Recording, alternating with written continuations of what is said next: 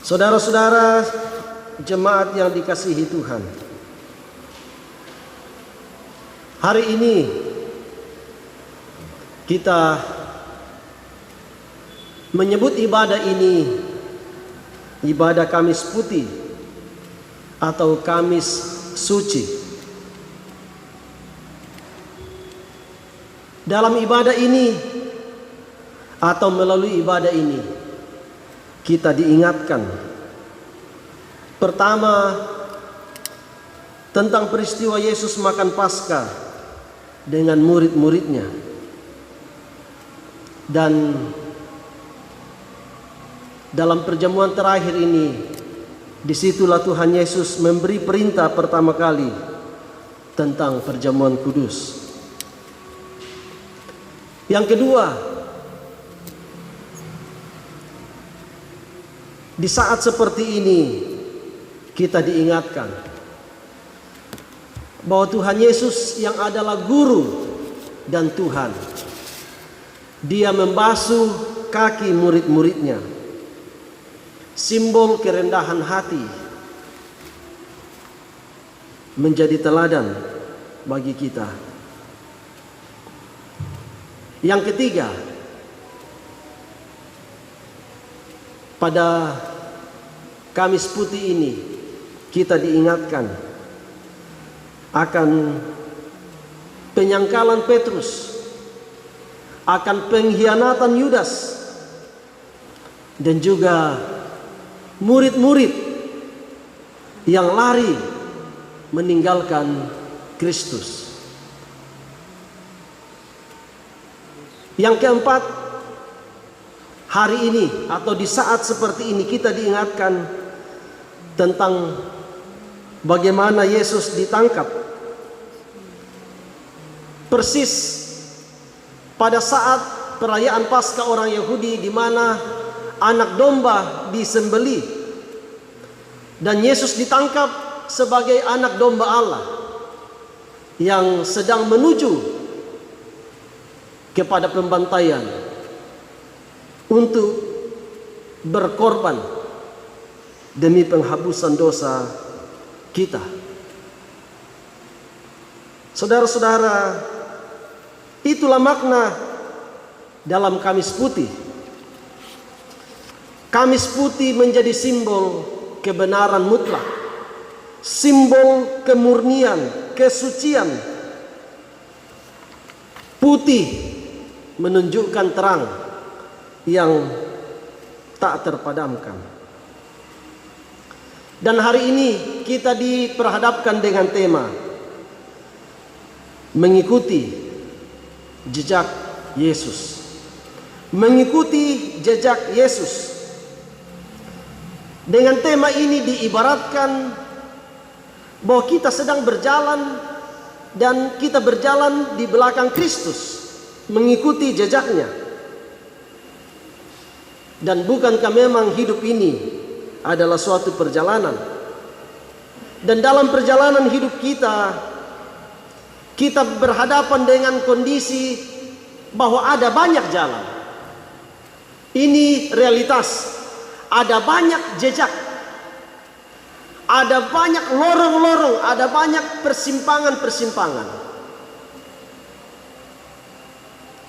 Dan karena itu melalui ibadah Kamis Putih ini, sekalipun di dunia ini banyak alternatif, banyak pilihan, banyak jalan yang ditawarkan,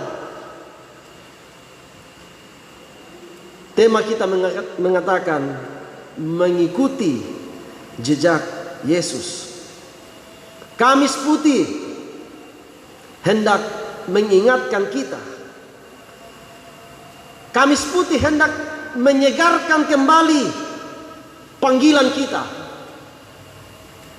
untuk berjalan sungguh pada jalan Kristus, berjalan sungguh mengikuti jejak Kristus. Jemaat yang dikasihi Tuhan, dalam begitu banyaknya jejak yang menggoda untuk diikuti, jejak itu bisa berupa pengajaran-pengajaran, paham-paham, Ada banyak panutan-panutan, teladan-teladan atau biasa disebut idola-idola. Ada banyak prinsip-prinsip hidup yang ditawarkan di dunia ini. Ada banyak sikap, karakter yang diperhadapkan kepada kita. Sadar atau tidak, prinsip-prinsip, pemahaman-pemahaman secara perlahan membentuk seseorang, membentuk dirinya, membentuk cara berpikir kita, cara bersikap kita.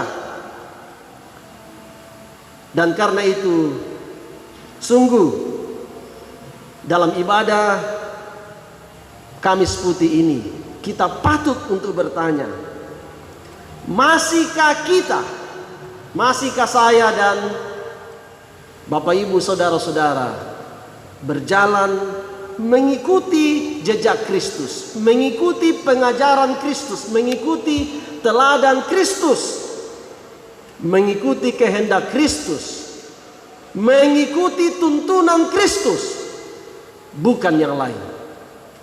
Ini pertanyaan penting bagi kita saat ini. Sungguhkah kita masih berjalan dalam jejak itu, dalam jejak Kristus? Dalam Injil Yohanes pasal 13 ayat 31 sampai 35, di sini diperhadapkan kepada kita jejak yang dinyatakan Kristus untuk kita jalani bersama sebagai orang percaya. Yang pertama adalah tentang tujuan hidup. Tujuan hidup itu artinya apa yang terpenting bagi saya. Kalau ada orang bertanya, apakah tujuan hidup saya? Sama saja kalau bertanya, apakah yang terpenting bagi saya? Apakah yang paling prioritas? Apakah yang paling ingin untuk saya capai? Apa yang paling saya rindukan dan hanya ketika mendapatkannya saya akan mengatakan betapa berharganya dan hidup ini sudah ada maknanya. Saya akan berbahagia karena memperoleh atau telah mendapatkan yang saya sungguh-sungguh inginkan. Itu tujuan hidup sebenarnya. Apa yang paling penting, apa yang membuat kita merasa hidup kita bermakna ketika kita memperolehnya. Hidup ini sangat singkat. Hidup ini sangat singkat. Dan sayang sekali kalau dalam perjalanan hidup yang singkat ini kita tidak berjalan pada arah atau pada tujuan hidup yang benar. Bahkan sangat-sangat menyedihkan kalau dalam hidup yang singkat ini orang berjalan justru pada tujuan hidup yang salah, yang keliru dan menyimpang. Apakah tujuan hidup yang Tuhan Yesus nyatakan melalui Injil Yohanes pasal 31 atau perikop kita ini? Tuhan Yesus menunjukkan bahwa tujuan hidup yang benar adalah memuliakan Tuhan. Kristus datang dan tidak lama dia hidup. Tetapi dalam hidup yang singkat itu, sekarang, itu menunjukkan sebuah kesimpulan sekarang. Dan untuk itulah dia datang, yaitu supaya Allah dimuliakan di dalam dia, supaya dengan apa yang dilakukannya Allah dimuliakan. Itulah tujuan hidup. Dengan tujuan ini yang Tuhan Yesus tunjukkan, kita patut bercermin dan bertanya, apakah tujuan hidup saya? Apakah kita sungguh-sungguh sebagai orang percaya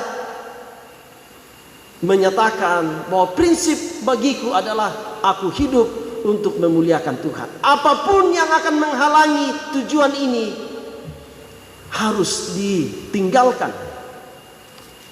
Dalam buku katekisasi atau katekismus Heidelberg, satu pertanyaan, yaitu apakah tujuan hidup manusia? What is the chief end of human? Dan jawabannya apa? To glorify God and enjoy Him forever. dalam pengajaran pokok-pokok iman Kristen. Apakah tujuan hidup kita? Kenapa kita ada? Kenapa kita diciptakan?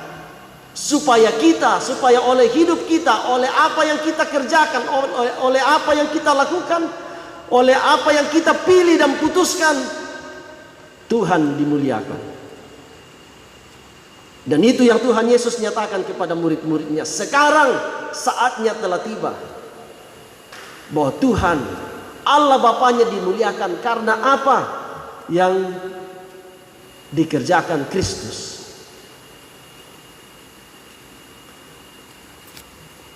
Yang kedua adalah prinsip hidup atau prinsip kerja, prinsip karya, prinsip tugas. Ada yang hanya Tuhan Yesus yang dapat melakukannya.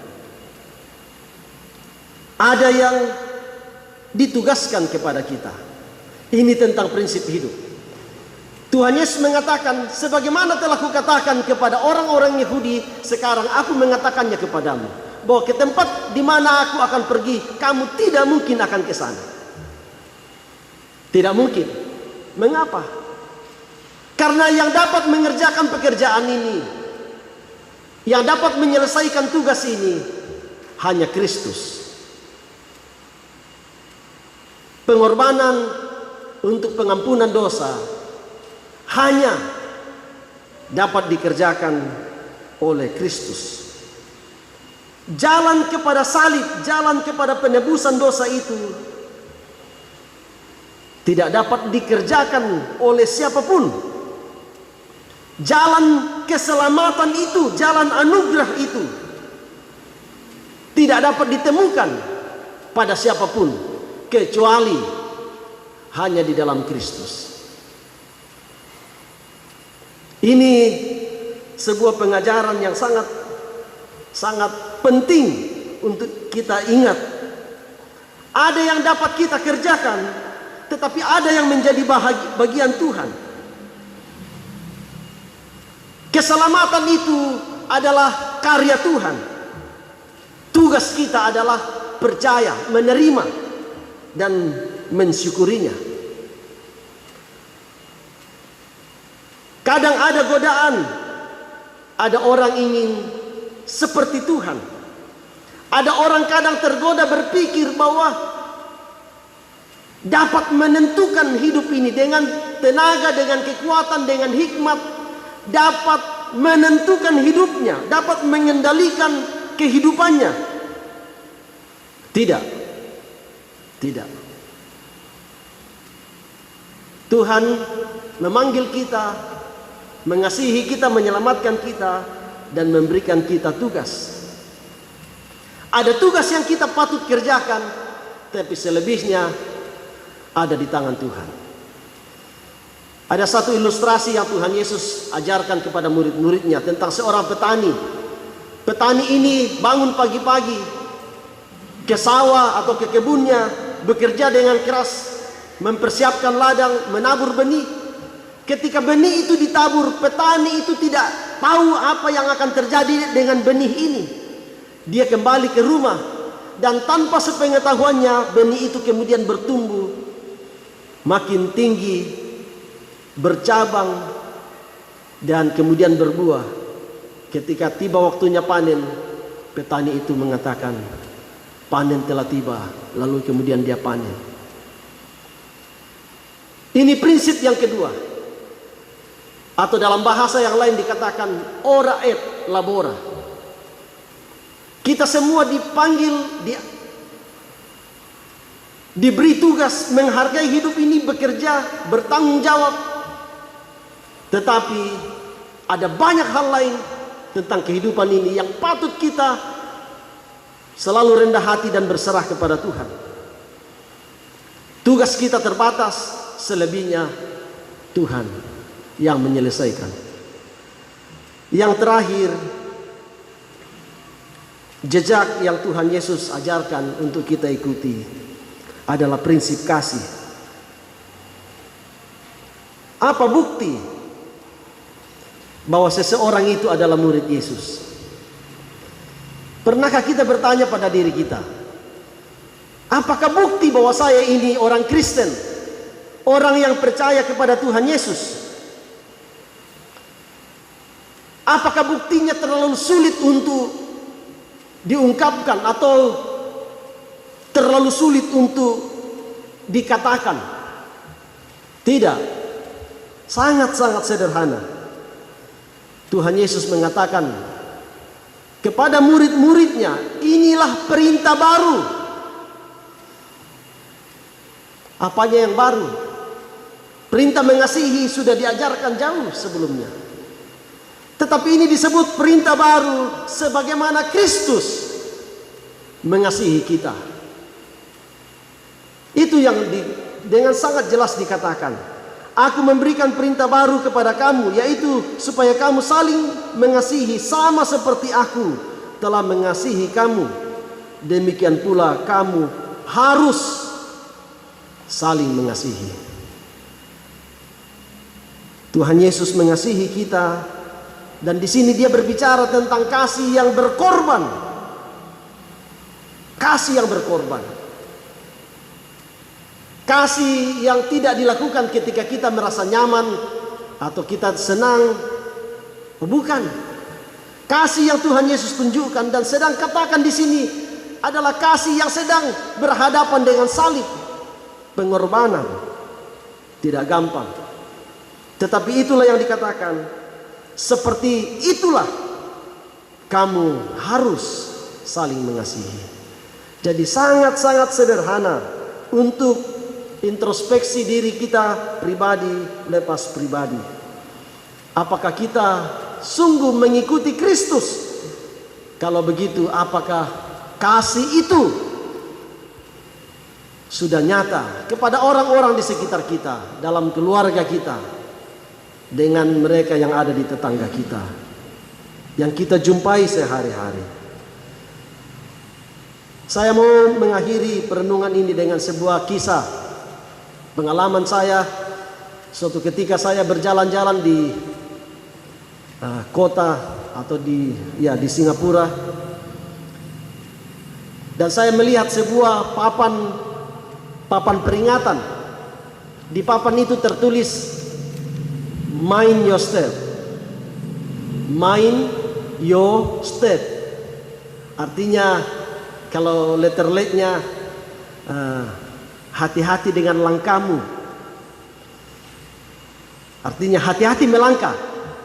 Karena itu ditempatkan di sebuah anak-anak tangga ke satu jurusan. Lalu karena saya berjalan dengan teman saya kasih kode. Saya bilang, baca itu, mind your step. Itu bukan soal hati-hati melangkah di dalam jalan yang ada tangga-tangganya. Nanti kalau tidak hati-hati bisa bisa jatuh. Tetapi jauh lebih dalam dari itu, karena tangga-tangga ini menuju kemana, Bapak Ibu? Tangga-tangga itu kalau kita ikuti, di sana iman kita akan hancur. Lalu saya kasih kode teman, look, mind your step. Tidak hanya soal kalau kau tidak hati-hati, kau bisa jatuh secara harafiah, jatuh secara fisik, bukan. Tetapi maknanya juga adalah kalau kau mengikuti tangga itu, hati-hati langkahmu, karena kau akan tiba di satu tempat di mana imanmu akan hancur. Jadi di Kamis Putih ini kita diingatkan sekali lagi, mari mengikuti jejak Kristus. Hati-hati dengan langkah kita. Yakinkan bahwa langkah kita mengikuti jejak Tuhan Yesus. Amin.